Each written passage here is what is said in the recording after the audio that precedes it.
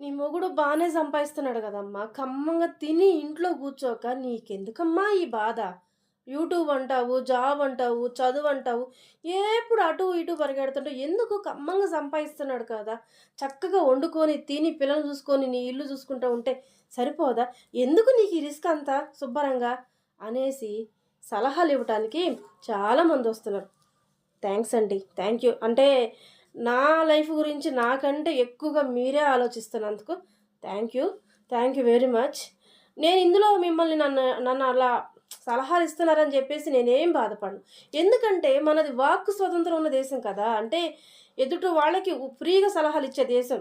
ఎవరి లైఫ్‌లో ఏమనిపించినా అది నిర్మొహమాటంగా వెళ్లి మాట్లాడే స్వతంత్ర భారతదేశంలో మనం ఉన్నాం కాబట్టి మీకు ఆ అధికారం ఉంది.